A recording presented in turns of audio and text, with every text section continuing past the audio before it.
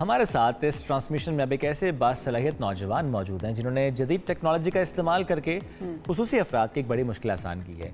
एक ऐसा मसनूई बाजू तैयार किया है जो बहुत आसानी से इस्तेमाल किया जा सकता है और कम अज़ कम 3 किलो तक का वज़न उठा सकता है। ये सलाहियत उसमें है। अच्छा, और जो इसकी कीमत है वो भी मार्केट में दस्तियाब जो दीगर प्रोडक्ट्स हैं उसकी निस्बत बहुत कम है। तो आज हम उनसे बात करेंगे। उर्दन में रिहाइश पजीर हैं, 17 साल पाकिस्तानी स्टूडेंट हैं अब्दुल्ला ख्वाजा। अब्दुल्ला, बहुत शुक्रिया आपने ज्वाइन। अब्दुल्ला, वैसे तो हम देख रहे हैं प्रोस्टैटिक्स में ज़ाहिर है बहुत से लोग आगे बढ़े और उन्होंने काम किया, लेकिन चूँकि आपने जो बनाया इसकी कीमत भी कम है, आसानी से इस्तेमाल भी हो जाता है, अदरवाइज ट्रेनिंग उसकी करनी पड़ती है। थोड़ा सा बताएं कि कैसे इसका आइडिया आया, कैसे आपने इसको बनाया, क्या मटेरियल आपने इसमें यूज़ किया? जी, अस्सलाम वालेकुम। तो जो आइडिया है इस प्रोस्थेटिक आर्म के लिए, मैं ग्रेड 11 में हूँ IB सिस्टम स्कूल में। तो ग्रेड 10 में हमका एक था पर्सनल प्रोजेक्ट, तो उसके लिए कोई मैं आइडियाज़ ढूंढ रहा था और बाबा बहुत से चैरिटी ऑर्गेनाइजेशंस के साथ काम करते हैं। तो मैं बाबा के साथ जाता था रमज़ान के महीने में और ईद के वक्त कपड़े देने, खाना देने रेफ्यूजीज़ को जॉर्डन में। तो मैंने देखा कि बहुत से बच्चे जिनके पास आर्म्स नहीं हैं और जिनके पास हाथ नहीं है, पैर नहीं है, तो मैं बहुत खफा हो गया और मैंने कहा कि मुझे इनको हेल्प करना है, गोल था मेरा। तो फिर मैंने सोचा कि मैं प्रोस्थेटिक आर्म हम लें और उनको दे दें, मगर मैंने जब घर वापस गया तो मैंने देखा कि बहुत ही ज़्यादा एक्सपेंसिव है। मैं समझा कि अगर हम डोनेशन से भी लें तो हम बस 1 या 2 को हेल्प कर सकते हैं, सबको तो नहीं, इससे कि बहुत कॉस्ट है $5,000 to $20,000। तो मेरे पास एक्सपीरियंस था कोडिंग में और रोबोटिक्स में और 3D प्रिंटिंग में। मेरे पास अपना 3D प्रिंटर भी है, तो मैंने सोचा कि मैं क्यों नहीं प्रोस्थेटिक आर्म बनाऊं। तो फिर मैंने डिज़ाइनिंग शुरू की और 6 मंथ्स लगे डिज़ाइनिंग में। और एक है क्राउन प्रिंस फाउंडेशन जॉर्डन की, वो क्राउन प्रिंस के उसके हेल्प के साथ मैंने अपना आइडिया को रियलिटी बना दिया। तो मैंने डिज़ाइनिंग के कोर्सेज़ लिए, फिर उसके बाद मैंने उसको 3D मॉडल किया स्केचअप में, फ्यूजन 360 में और ऑटोकैड में। फिर प्रिंटिंग किया और मैंने मटेरियल जो यूज़ किया वो है ABS प्लास्टिक, जो 3D प्रिंटर। और ये मैंने चूज़ इसलिए किया इससे कि ये बहुत स्ट्रॉन्ग है और हीट रेजिस्टेंट है, ये वाला प्लास्टिक। और जो मेरा प्रोस्थेटिक आर्म है वो डिफरेंट इसलिए है कि वो यूज़ करता है मसल सेंसर्स। वो जो काम करते हैं उसमें ECG में मुझे आइडिया आया था जब मैं हॉस्पिटल गया था और वो ECG मेरा चेक करे, तो उन्होंने कहा ये स्टिकर्स में यूज़ क्यों नहीं कर सकता अपने प्रोस्थेटिक आर्म के लिए।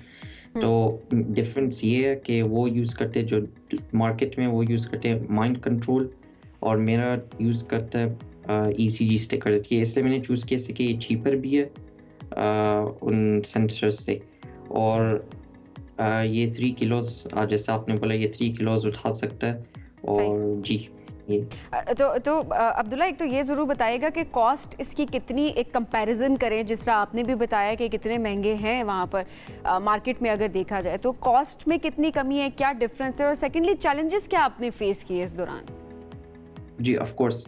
तो सबसे पहले कि वो जो मार्केट में उनकी कॉस्ट है $5,000 to $20,000 और मेरी जो कॉस्ट थी बनाने की वो मुझे लगी है $500। तो ये इसलिए है कि मैंने मसल सेंसर्स यूज़ किए, वो माइंड सेंसर्स यूज़ करते हैं। और मेरा ABS प्लास्टिक से मेड आउट है, वो उनका टाइटेनियम या स्टील से बना होता है। अच्छा, ये जो 3D प्रिंटिंग की आपने इससे पहले बात की थी उसकी वजह से आसान हुआ कि आपने फिर कोर्सेज भी किए डिज़ाइनिंग के और उसके बाद आप ये कर पाए हैं। क्या इस तरह से इसी मटेरियल में और मसल सेंसर वाले प्रोस्थेटिक आर्म्स कहीं और बन रहे हैं? जी, तो 3D प्रिंटिंग के प्रोस्थेटिक आर्म्स बन रहे हैं जी, मगर मसल सेंसर और 3D प्रिंटिंग के प्रोस्थेटिक आर्म्स नहीं बन रहे कहीं पे, जो मैंने ढूंढे मुझे अब नहीं मिले। तो ये डिफरेंट इसलिए है कि मैंने अगेन मसल सेंसर यूज़ किए, बहुत चीप हैं, $20 के मिलते हैं ये सेंसर्स। और आप उनको बस आर्म में प्लग इन कर लें और मसल पॉइंट्स में लगा दें। फिर उसके बाद जो आपका मसल मूवमेंट होता है, जिनके पास नहीं होता ईद, उनके पास हैंड नहीं होता, उनके पास मसल मूवमेंट होता है, तो वो मसल मूवमेंट के थ्रू वो अपना हैंड चला सकते हैं। ओके, यानी अगर एल्बो से आगे खुदा ना खास्ता कोई ऐसा कट है बिल्कुल के रिमूव किया गया है बाकी आर्म, तो ये काम करेगा। लेकिन खुदा ना खास्ता अगर पूरा बाजू नहीं है तो फिर ज़रा मुश्किल है, क्योंकि फिर ज़रा मसल सेंसर की आप बात कर रहे हैं कि नहीं, उसमें भी आसान है? नहीं, तो अगर जो मेरा प्रोस्थेटिक आर्म है वो बस एल्बो से आगे तक मैंने बनाया, मगर अगर पूरा हो ही नहीं, पूरा आर्म नहीं है तो भी ये काम हो सकता है, मगर मैंने अभी तक इसके ऊपर टेस्ट नहीं किया और मैंने इस तरह का प्रोडक्ट नहीं बनाया। मैंने बस बनाया एल्बो से आगे जो प्रोस्थेटिक आर्म्स होते हैं, और मोस्टली जो प्रोस्थेटिक आर्म्स होते हैं वो इस तरह ही होते हैं जो मैंने बनाए हैं। वेरी रेयर या वेरी फ्यू होते हैं जो वो शोल्डर डाउन से चलते हैं। तो अब्दुल्ला, आगे चल के इरादा है कि इसमें इनोवेशन लेकर आएंगे, मजीद जिस तरह फुल आर्म है वो बनाने की कोशिश करेंगे, या टेक्नोलॉजी की दुनिया में मजीद आगे क्या करने का इरादा रखते हैं? जी, तो मैंने अभी ग्रेड 11 में हूँ और मैं समर में इसके ऊपर काम करूँगा और अभी 3 वीक्स में। फिर उसके बाद जो फ्यूचर प्लान्स हैं ग्रेजुएशन के बाद के अपनी ओन प्रोस्थेटिक आर्म की कंपनी हो और मैं प्रोस्थेटिक लेग्स और आर्म्स बनाऊँ और लोगों को हेल्प करूँ, जैसे जो अभी गाज़ा और पैलेस्टाइन में हो रहा है। तो मैंने सोचा कि मैं प्रोस्थेटिक लेग क्यों नहीं बनाऊँ, इससे कि उनको अभी मैं देख रहा हूँ कि उनको बहुत ज़रूरत है इन चीज़ों की और हम की हेल्प की। अच्छा, coming back to that thing, जो आपने कहा कि मसल कंट्रोल्ड, तो उसमें कोई सिग्नल बहरहाल नहीं दिया जाता, चूँकि आपने इसमें मटेरियल डिफरेंट यूज़ किया है। क्योंकि नॉर्मली हम प्रोस्टेटिक्स में देखते हैं कि इवन मसल मूवमेंट से भी वो जो सिग्नल क्रिएट होता है उस सिग्नल से वो आर्म मूव होता है। इवन जो आपकी फिंगर्स हैं वो भी उसमें मूवमेंट करती हैं। तो in this case finger movement तो ज़्यादा नहीं होगी, ऐसा ही है? नहीं, फिंगर मूवमेंट होगी, ऐसे कि रिसर्च ने फाउंड किया और मैंने रिसर्च के आर्टिकल्स और पेपर्स पढ़े कि जिनके पास अपना आर्म नहीं है, वो एम्प्यूटेट हो गए हैं, उनके पास अभी तक नर्व्स हैं जो फिंगर में जाते थे, लिंक होते थे, तो वो नर्व्स अभी तक काम करते हैं।